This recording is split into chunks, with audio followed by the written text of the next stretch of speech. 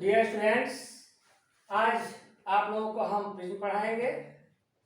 Prism क्या है, prism द्वारा प्रकाश का अपवर्तन कैसे होता है। आप लोग प्रिज्म का प्रैक्टिकल कक्षा 10th में किए होंगे।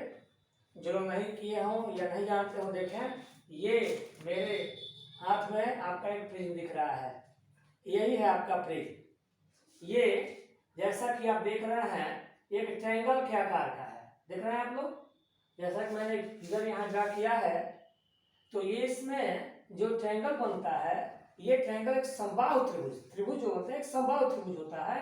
अर्थात ये सारे एंगल इक्वल होते हैं और ये 60 डिग्री के होते हैं। ठीक है, ये इसका कुछ नाम हो रख दे रहा है ए, बी और सी। ये आपका हो गया।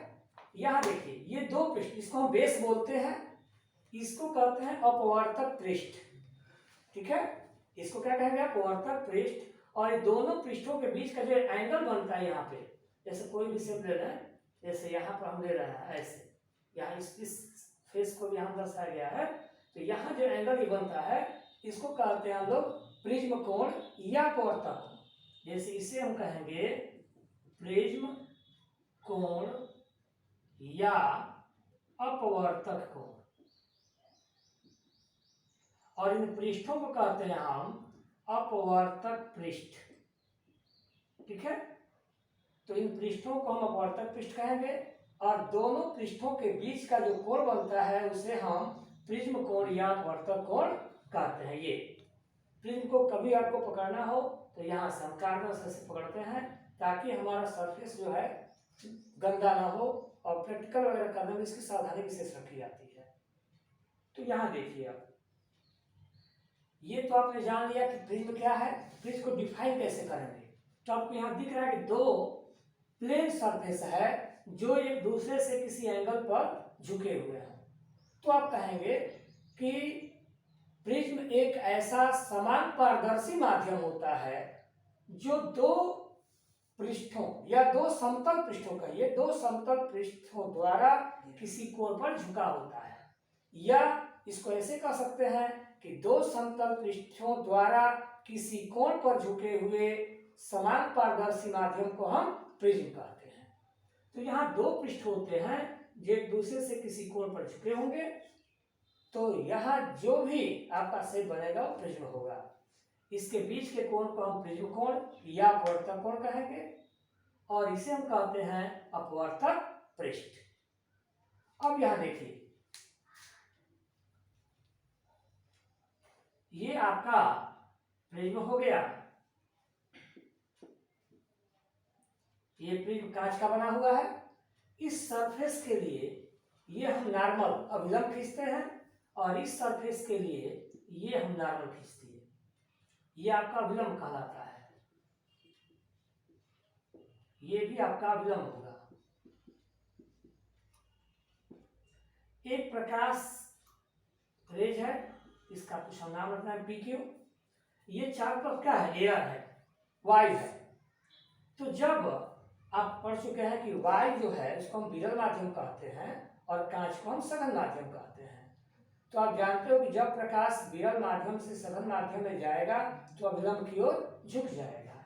तो इसको जानना चाहिए ऐसे, लेकिन चूंकि कांच सघन माध्यम है अतः यह अभिलंब की ओर ऐसे झुक जाएगा और फिर सघन से विरल में जाएगा तो ये ऐसे नॉर्मल से दूर हो जाएगा।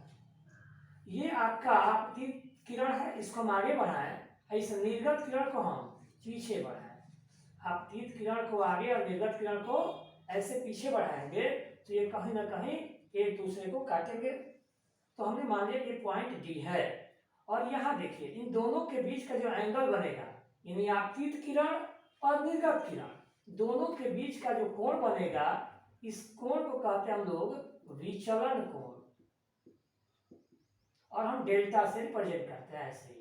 ये आपका डेल्टा हो गया। आपतित किरण, प्रिज्म पर आपतित किरण और निर्गत किरण के बीच बने कोण को हम विचलन कोण कहते हैं और डेल्टा से लिखते हैं। और इस डेल्टा की वैल्यू, इस डेल्टा का मान आपतन कोण पर डिपेंड करता है। ये आपकी आपतित किरण है, यह विलंब है, तो इसके बीच का ये कोण होता है इसे हम आपतन कोण कहते हैं। उसी तरह से ये अपवर्तित किरण है, विलंब है, इसको आर कहते हैं। अपवर्तन को इस साइड को हम लिखते हैं आई डैश, और इसको लिखते हैं आर डैश। तो इस तरह से ये हमारा हुआ आपतन कोण, अपवर्तन कोण। और हमने बताया विचलन कोण का जो मान होता है वो आपतन कोण के मान पर डिपेंड करता है, निर्भर करता है। कैसे? तो आइए हम आपतन कोण और विचलन कोण के बीच एक ड्रा करते हैं ग्राफ। तो इसे हम कहते हैं आई डेल्टा वक्र। तो ये क्या होता है वक्र, देखिए ये आपका हो गया विचलन कोण और ये हो गया आपतन कोण। हम आपतन कोण और विचलन कोण के बीच एक ग्राफ बनाते हैं। तो हम ऐसा पाते हैं, देखिए जीरो कुछ रेडियो हम ले रहा है,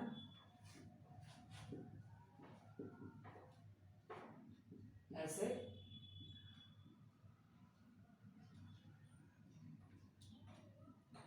ऐसे हम एक पैमाना बना लेंगे पहले। अब हम देखते क्या है, प्रैक्टिकल किया गया है, करें गया तो ये पाया जाता है कि आपका ग्राफ ऐसे मिलता है।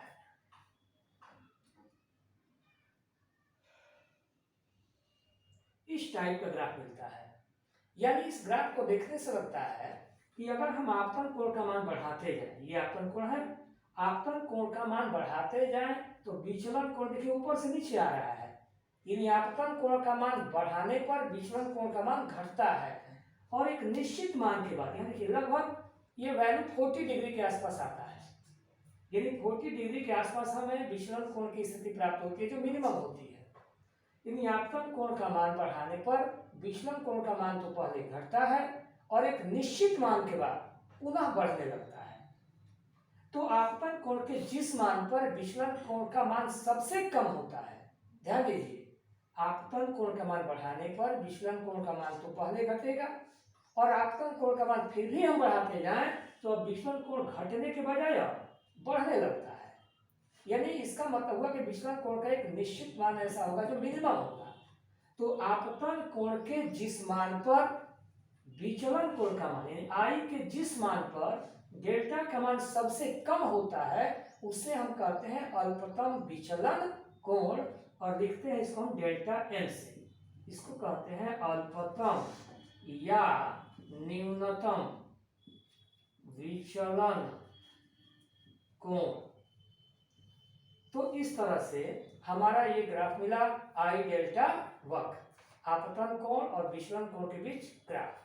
अब यहाँ कंडीशन आता है कि अगर विचलन कोण का मान अल्पतम होगा, यानी अल्पतम विचलन की स्थिति में, अल्पतम विचलन की स्थिति में क्या होता है, तो यहाँ देखिए आई जो होता है, ये देखिए ये निर्गमन कोण है, ये आपतन कोण है। तो आई बराबर होता है आई डैश के, आर बराबर होता है आई डैश के, और अभी आपने कहा है कि डेल्टा की वैल्यू जब सबसे कम होगी तो उसे हम डेल्टा ना कह के डेल्टा मिनिमम बोलते हैं और डेल्टा एम से प्रेजेंट करते हैं। तो अल्पतम विचलन की स्थिति में ये कंडीशन आपको याद रखना है। इसके बाद हमारा इस चैप्टर में मात्र एक ही डेरिवेशन है, प्रिज्म के अपवर्तनांक के लिए सूत्र। तो आप इसे ड्रा करना है, ड्रा कर लीजिए, लिख लीजिए, इसे हम मिटाएंगे, स्क्रीनशॉट इसको आप ले सकते हैं।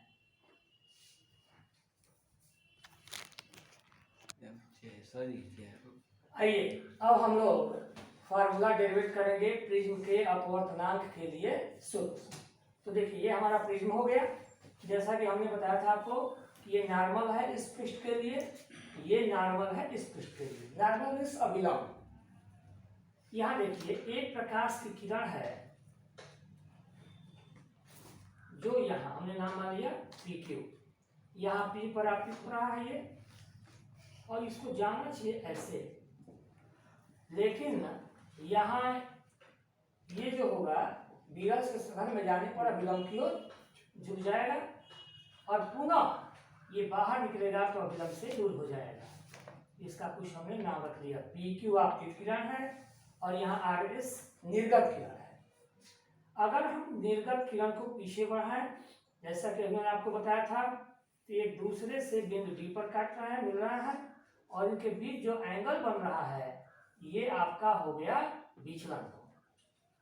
तो यहाँ आप देख रहे हैं, ये बताया गया था कि इसको आई बोलते हैं, इसको आर, इसको आई डैश, इसे हम आई डैश कहेंगे।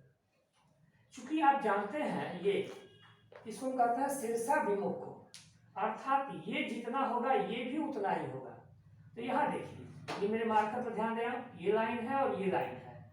अगर ये आई है तो ये पूरा जो होगा वो आपका आई होगा, लेकिन नीचे आर है तो ये जो हो जाएगा ये हो जाएगा आपका आई माइनस आर।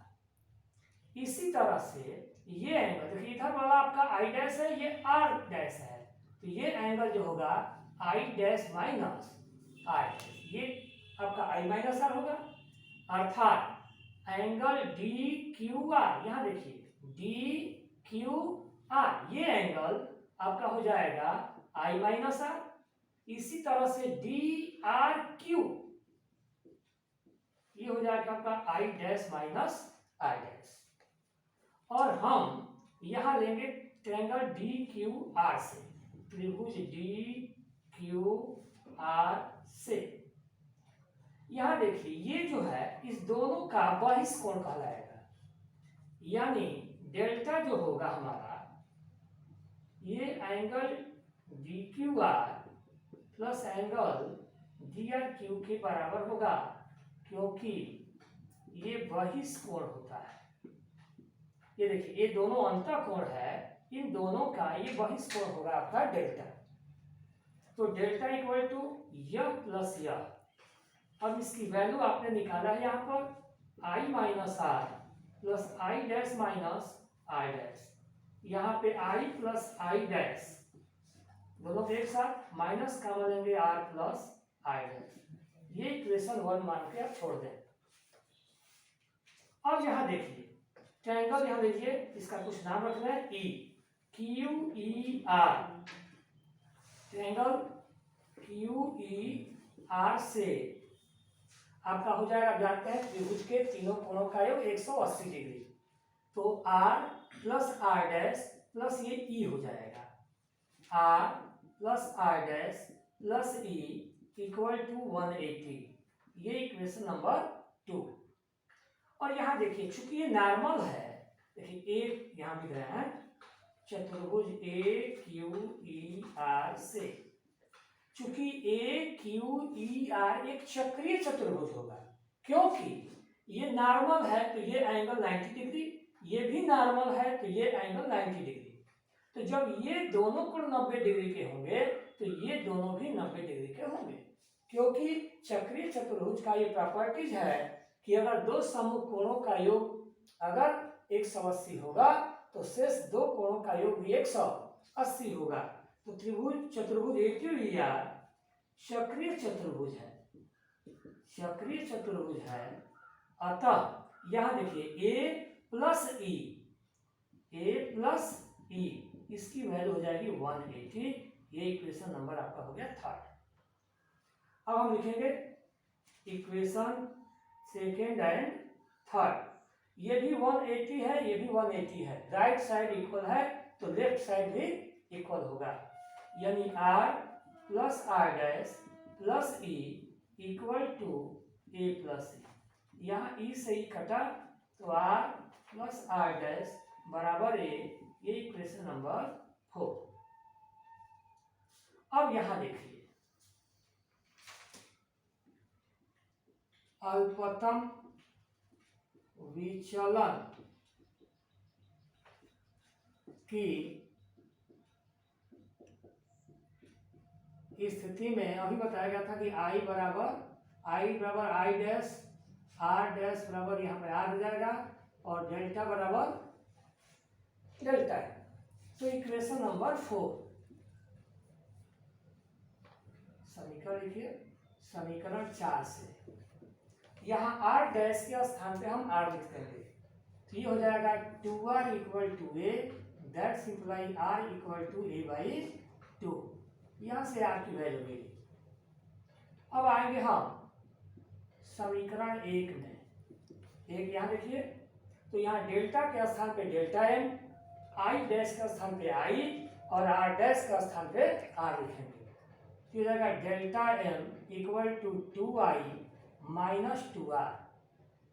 डेल्टा एम बराबर 2i माइनस 2 आर के स्थान पे आपने वैल्यू निकाला है a/2, तो यहाँ आपका हो जाएगा a/2 और 2 से 2 कटा, माइनस ए को आप इधर लाएंगे तो a plus delta M equal to हो गया 2i, तो i इक्वल टू 2 से डिवाइड करेंगे a plus delta M by 2, तो यहाँ से वैल्यू आ गया हमारा i का। अब आप जानते हैं स्नेल का नियम, स्नेल के नियमानुसार n बराबर होता है sine I upon sine R. तो यहाँ मान पुट कर देंगे, i की वैल्यू है आपका a plus delta M by 2 upon sine A by 2 R की वैल्यू, यानी हमारा फार्मूला मिला sine A plus delta M by 2 upon sine A by 2, ये रहा हमारा प्रिज्म के अपवर्तनांक का फार्मूला। ना अब यहाँ से एक कंडीशन है कि यदि प्रिज्म पतला हो तो यदि प्रिज्म क्या होगा, पतला होता जाएगा, जितना ही पतला होगा वैसे ही ये आई और आर के मान, आई का मान, आई डैश का मान या आर का मान, आर डैश का मान बहुत ही स्मॉल होगा, बहुत ही छोटा होगा। तो यहाँ अगर कहा जाए पतले प्रिज्म के लिए, पतले प्रिज्म के लिए आपने पढ़ा होगा theta tends to 0 then sine theta equal to theta. तो यहाँ पर साइन थीटा के स्थान पे थीटा ऊपर और नीचे होगा, तो यहाँ से n बराबर हो जाएगा a plus delta M by 2 upon a by 2, 2 से 2 कटा, इसको सिंप्लीफाई करेंगे तो डेल्टा एम बराबर n माइनस 1 इंटू a, ये रहा। अगर प्रिज्म पतला होगा तो पतले प्रिज्म के लिए विचलन कोण, इसे आप स्क्रीनशॉट ले लें क्योंकि हम मिटा के फिर अगला टॉपिक शुरू करें। डियर स्टूडेंट्स, अब हमारा अगला टॉपिक होगा प्रकाश का वर्ण विक्षेपण या परिक्षेपण। तो ये आपका हो गया प्रिज्म ABC। यहाँ देखिए, आप जानते हैं कि व्हाइट लाइट, श्वेत प्रकाश जो होता है, तो श्वेत प्रकाश में 7 रंग होता है। ये व्हाइट लाइट है, श्वेत प्रकाश जो होता है 7 रंगों से मिलकर बनता है। ये तब क्लियर होता है जैसे ही हम श्वेत प्रकाश को जब हम प्रिज्म पे डालते हैं तो प्रिज्म इसको 7 रंगों में विभक्त कर देता है, ऐसे।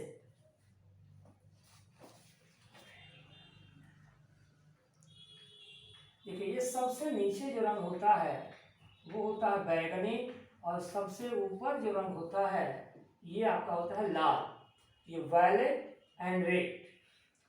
बाकी के 5 रंग होते हैं इनके बीच में ही होंगे, सबसे नीचे बैगनी, सबसे ऊपर लाल, बाकी जो भी 5 रंग होते हैं वो इनके बीच में होते हैं। ये आपका इसको होता है VIBGYOR, ये आपका वायलेट बैगनी, इंडिगो आसमानी, ब्लू नीला, जी ग्रीन यानी हरा, ये पीला, ये नारंगी और ये लाल। ये आपके जो होते हैं 7 रंग होते हैं। तो जब भी श्वेत प्रकाश स्क्रीन पर गिरता है तो 7 रंगों में विभक्त हो जाता है, बढ़ जाता है। This phenomena is known as, ये मतलब स्पेक्ट्रम, जिसे हिंदी में कहते हैं वर्ण विक्षेपण। यानी कि जब प्रकाश स्क्रीन पर गिरता है तो वह 7 रंगों में विभक्त हो जाता है। तो 7 रंगों में विभक्त होने की, बंटने की क्रिया जो होती है, इसे हम वर्ण विक्षेपण या परिक्षेपण कहते हैं। ये 7 रंग जो होते हैं आपने देखिए हमने दिया है, बैगनी, आसमानी, नीला, हरा, पीला, नारंगी और ये लाल, ये आपके 7 रंग हो जाते हैं। देखिए मैं हिंदी में लिख रहा हूँ, बैगनी, आसमानी, नीला, हरा, पीला, नारंगी और लाल। कहीं आप देखेंगे हिंदी में ऐसे शब्द का प्रयोग किया, बैनी या पिनाला, ऐसा वर्ड प्रयोग किया गया है। यहाँ आसमानी और नीला आगे पीछे किया है, तो इसका भ्रम में न रहें, आप इस हिसाब से आप अपना तैयार करें वीडियो। अब इसमें एक बात का ध्यान देना है, 4 चीजें आप ध्यान रखिए। 4 चीजें क्या है? देखिए, अपवर्तनांक, विचलन, प्रकीर्णन एवं आवृत्ति। यानी ये अपवर्तनांक, विचलन, प्रकीर्णन और यह आवृत्ति, ये बैंगनी रंग के लिए सबसे अधिक होता है। और तरंग दैर्घ्य, फोकस दूरी, ये ध्यान दिए, ये जो चीज होता है ये बैंगनी का सबसे कम होगा। ये 4 चीजें बैंगनी का सबसे अधिक, और ये तरंग दैर्घ्य बैंगनी का सबसे कम होता है। जैसे जैसे हम नीचे की तरफ आएंगे ये चारों घटता जाएगा और ये बढ़ता जाएगा। यानी कि जैसे नीचे आएंगे, सबसे नीचे हमारा रेड है, लाल है, तो लाल रंग के लिए अपवर्तनांक, विचलन, प्रकीर्णन और आवृत्ति सबसे कम, और तरंग दैर्घ्य या फोकस दूरी सबसे अधिक। तो ये आप दिमाग में रखिएगा कि ये जो चीजें हैं डिक्रीज होती हैं, घटती हैं, और ये इंक्रीज होता है। इधर से चलेंगे तो ये डिक्रीज होगा और ये इंक्रीज होगा। तो ये एग्जाम में प्राय पूछा जाता है कि किस रंग का अपवर्तनांक किस रंग से अधिक होता है या कम होता है ना? या तरंग से घटते क्रम में लिखो, बढ़ते क्रम में लिखो। तो आप इसे याद करें, इसे स्क्रीनशॉट ले लें। एग्जाम के लिए बहुविकल्पीय क्वेश्चन जो होते हैं, ऑब्जेक्टिव, मल्टीपल चॉइस जो भी है, ये क्वेश्चन जो होते हैं प्राय पूछे जाते हैं। तो आप इसे तैयार करें। और इसके साथ ही आपको अभी मैं बताने जा रहा हूँ अब कोणीय वर्ण विक्षेपण। यहाँ देख लीजिए, इसी में कोणीय वर्ण विक्षेपण। तो यहाँ देखिए, ये आपतित किरण है, इसको हम आगे की तरफ बढ़ा दें।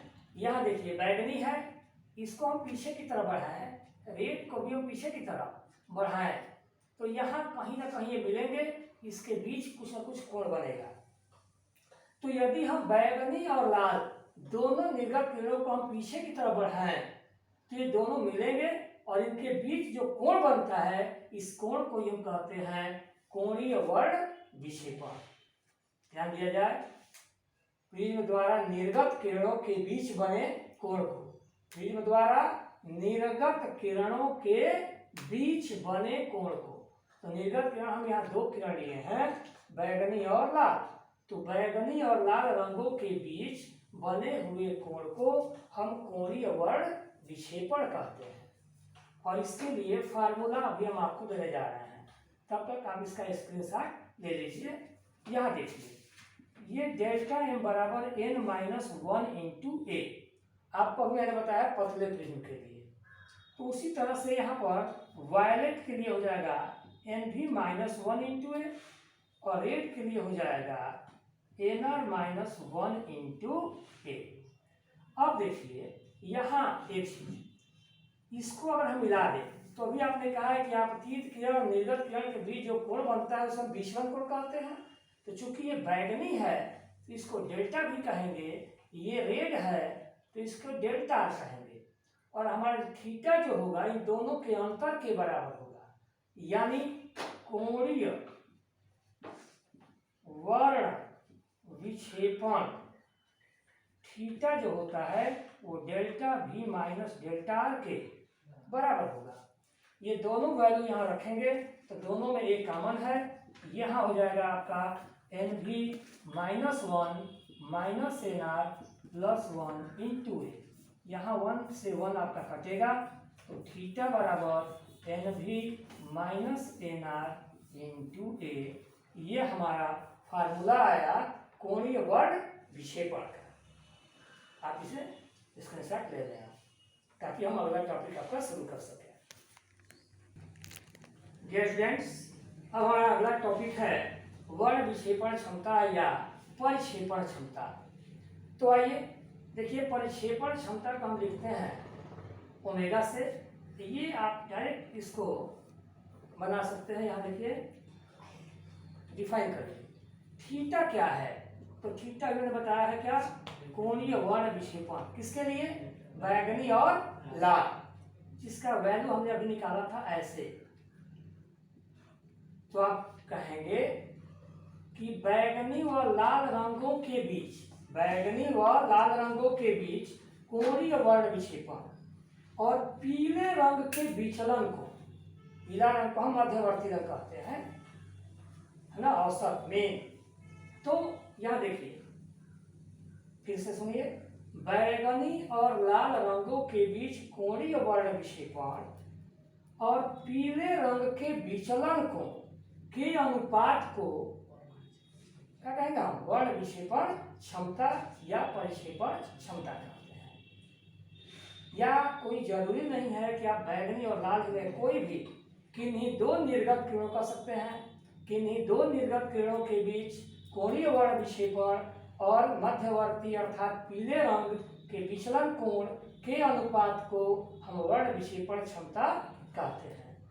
और इसकी वैल्यू हमने अभी बताया था आपको, और इसकी वैल्यू हमने अभी बताया था formula NV minus NR into ए, और इसका साथ लिख सकते हैं डेल्टा वाई की जगह पे NY माइनस 1 इंटू ए। यहाँ ये कटेगा तो मेरा बराबर मिला NV माइनस NR अपान NY माइनस 1। इस तरह से आपका ये पूरा चैप्टर क्लियर हुआ। हम आशा करते हैं कि आपको कोई प्रॉब्लम नहीं होगी। कोई प्रॉब्लम हो तो आप हमें कमेंट करें और हमारे चैनल को सब्सक्राइब करें, लाइक करें, और अपने जो भी दोस्त मित्र हों, करीबी हों, उनको शेयर जरूर करें, ताकि हम आपको नेक्स्ट वीडियो में और कुछ अच्छा दे सकें।